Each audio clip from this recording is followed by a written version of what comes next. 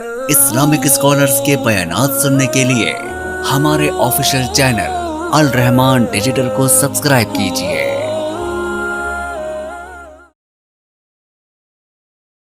دین آیا تو امن آیا، یہ بدامنی کون لایا ہے؟ یہ فرقے بنا کر کون لایا ہے؟ سب سے اولین فرقہ بن کر اسلام سے الگ ہو کر کھڑے ہونے والے کس کی صفوں سے نکل کر کھڑے ہوئے؟ کون تھا جس کو برداشت نہیں کر پا رہے تھے کہ اس کے ہوتے ہوئے ہم دین پر حملہ آور نہیں ہو سکتے؟ جاؤ پوچھو سیدنا علی سے، جنہوں نے رات کو خبر آئی، رات کو ابو مسلم خولانی آئے، آدھی رات کو آئے، سیدنا معاویہ کے پاس سے طے ہوا علی اپنی شرائط لکھ کر دے دیں، میں بیعت کو تیار ہوں، اور میری صرف ایک شرط ہے، قاتلین عثمان کو ہمارے حوالے کر دو۔ سیدنا علی رات کو مل رہے، طے ہوا صبح میں قاتلین عثمان کا معاملہ حل کر دیتا ہوں۔ یہ کتنے اندر تک گھسے ہوئے تھے، رات کو ملاقات ہوئی، خفیہ ملاقات ہوئی، اس حد تک امن کے دشمن اندر گھرے ہوئے، گھیرا ڈالا ہوا۔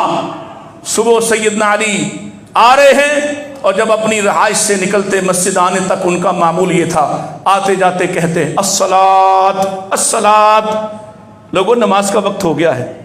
آ رہے مسجد میں داخل ہوئے، 10,000 بندہ سامنے کھڑا ہے، ہم عثمان کے قاتل ہیں، ہمیں حوالے کرو جس کے کرتے ہو۔ کون تھا جس نے علی کے ساتھ جنگ کی؟ یہ امن کے دشمن کہاں تک گھسے ہوئے تھے؟ کیوں؟ دین محفوظ رہتا ہے جب تک اس پر عمل کرنے والے اور اس کو اترتا دیکھنے والے باقی رہیں۔ ان سب کے دشمن، نبی کے دشمن، ابو بکر کے دشمن، عثمان کے دشمن، عمر کے دشمن، علی کے دشمن، حسن کے دشمن، حسین کے دشمن، ان سب کا خیمہ ایک ہی طرف ہے۔ یہ سب ایک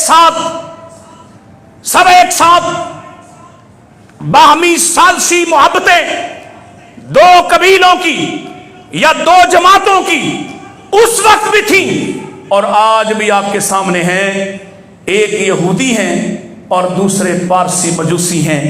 اب بھی سب سے زیادہ ایران میں یہودی رہتے ہیں، پتہ ہے آپ کو کہاں رہتے ہیں؟ اور میرے نبی سچ فرما گئے، آپ نے فرمایا دجال کے اولین گروہ میں شامل ہو کر مسلمانوں کے خلاف محاذ آرائی کرنے والا گروہ اصفہانی یہودیوں کا ہوگا۔ کہاں سے ہوں گے؟ اصفہان کہاں ہے؟ یہ کہاں ہے؟ وہ ہمارا آج کل دوست ہے، ویسے کمال دوست ہے، ہم بچاتے رہے اور وہ انڈیا سے ابھی بھی پینگے بڑھا رہا ہے، ابھی بھی تیل اس کو بیچنا چاہتا ہے، دفاع اس کے ساتھ مل کر مضبوط کرنا چاہتا ہے، اور ہم بچا رہے ہیں۔ یہ ایسے احسان فراموش ہیں۔ کل بھی سیدنا عمر فاروق رضی اللہ تعالیٰ، ان کو شہید کرنے والا کون تھا؟ ایک ایرانی مجوسی آزاد کردہ غلام ابو لولو فیروز، اس کا مزار کہاں پہ ہے؟ اس کی پوجا کرتے ہو، اس کے نام کے فیروزے کو اپنی انگلی میں حفاظت کا بندوبست سمجھ کر پہنتے ہو۔ کون ہے امن کا دشمن؟ ہم تو نہیں ہیں، اور آج بھی۔ اور سن لے، اگر سننے لکھنے والے یہاں موجود تو سن لے، پوری روئے زمین پر اہل السنہ کہلانے والا کوئی ایک شخص اس کو اہل سنت نہیں مانتے، جو فتنہ فساد مچائے، جو حکومتوں کے خلاف فسادی تحریک کھڑی کرے۔ اہل سنت کے عقائد ہم بڑے واضح ہیں، ہم حکومتوں کے خلاف خروج کو جائز نہیں سمجھتے، ہم قتال کو مسلمانوں کے مابین جائز نہیں سمجھتے۔ وہ کون ہے جنہوں نے ملیشیا بنائی، سنی عراق کو تاراج کیا، سنی شام کو تاراج کیا، سنی لبنان کو تاراج کیا، جنہوں نے زینبیون بنائی، جنہوں نے فاطمیون بنائی، اور جو پچھلے دور میں خان صاحب کے دور میں ہزاروں کی تعداد میں پاکستان تربیت لے کر آئے، اور اللہ نہ کرے ہمارا کبھی ان سے سامنا ہو، اس لیے کہ اللہ کرے ہمارے ادارے ہی ان کو لپیٹ لیں، ان کی ساری سازشوں کو پکڑ لیں، وگرنہ یہ لوگ جب مارنے مرنے پر آئیں گے کسی سنی بچے کی اور کسی سنی عورت کی اور کسی سنی عالم کا دفاع نہیں ہو سکے گا۔ امن کا دشمن کون ہے؟ جن کو امن کے ٹھیکیدار بنائے پھرتے ہو، اور جن کے لیے سارا لاؤ لشکر لیے پھرتے ہو، جن کو تحفظ دے کر نبی کے صحاب پر گالیاں اور تبرہ بکواتے ہو۔ سن لو، اللہ اکبر، دین بچا تو نبی کے ساتھیوں نے بچایا، دین بچا تو، اور نبی بھی چلے گئے۔ وقت پورا ہو گیا، چلیں یہ بات مکمل کر لوں۔ آج چھٹی ہے، تسی جا کے کہڑا ماتم دیکھنا ہے، جب دیکھنا ہے تو میں چھڑ دینا۔ اللہ اکبر، ایک خطرہ، یہاں سے آگے چلیں گے، ایک ہی آخری مثال عرض کر دیتا۔ صحابہ نے بھی سمجھا کہ نبی چلے جائیں گے تو دین ختم ہو جائے گا۔ کہاں ہے موقع، کون سا ہے؟ یاد ہے؟ یہ احد کا دن ہے، خبر پھیلی محمد شہید ہو گئے صلی اللہ علیہ وسلم۔ صحابہ تین گروہوں میں بٹ گئے، ایک وہ جنہوں نے کہا نبی کے بعد جینے کا کیا کام، آؤ مر جاتے ہیں، لڑتے لڑتے کافروں کو مارتے مرتے ختم ہو جاتے ہیں۔ دوسرا گروہ کہا نبی نہیں تو کیوں جنگ کریں، ہاتھ چھوڑے ہتھیار چھوڑے اور شہر کی طرف چل پڑے۔ تیسرا گروہ اس قدر غمزدہ ہے وہی تلواریں چھوڑ کے بیٹھ گیا ہے کہ ہمیں بھی کوئی مار دے، نبی کے بعد جینے کا کیا کام ہے۔ تین گروہ بنے صحابہ کے، اللہ اکبر۔ پھر جب پتہ چلا کہ نبی زندہ ہیں، دفاع ہوا، اور نبی کا دفاع کرنے والے اللہ کی قسم ہے 9 لوگ ایک ایک خاندان کے شہید ہو گئے۔ کون تھے یہ؟ صرف بنو ہاشم تو نہیں تھے، یہ آپ کے خاندان کے افراد تو نہیں تھے، یہ انصار تھے، یہ مہاجرین تھے، یہ مختلف قبائل سے آنے والے مسلمان تھے جنہوں نے اپنی جانیں قربان کر دی۔ نبی کا دفاع ہوا، آسمان سے پیغام آیا، تبصرہ نازل ہوا، وما محمد الا رسول قد خلت من قبلہ الرسل افئن مات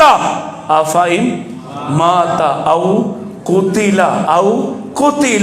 سنو، تم جنہوں نے سمجھا نبی فوت ہو جائے یا نبی شہید کر دیا جائے تو دین ختم ہو جائے گا، اپنی ایڑیوں پر پھر جاؤ، بدل جاؤ۔ حالانکہ ان میں سے کوئی بدلا، کچھ غم میں ہیں، کچھ افسوس میں ہیں، کچھ اپنی جان قربان کر کے ختم ہونا چاہتے ہیں۔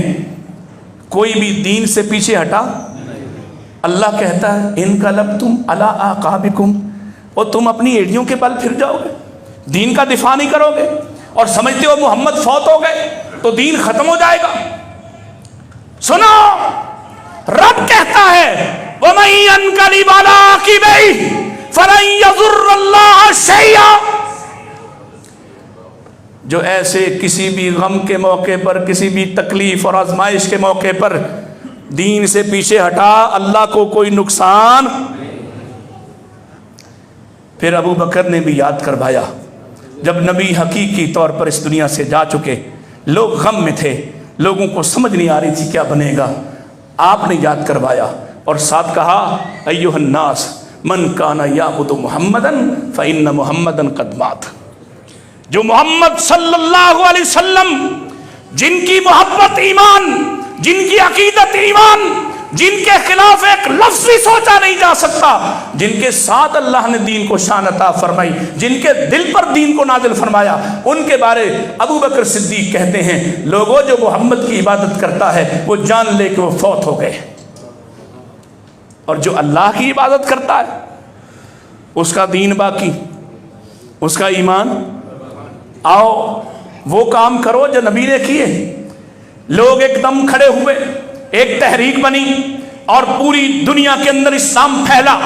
اور کہاں تک پھیلا اور امن کے دشمنوں نے کیا کیا، اس پر انشاءاللہ اگلے جمعے بات کریں گے۔ وآخر دعوانا ان الحمدللہ رب العالمین۔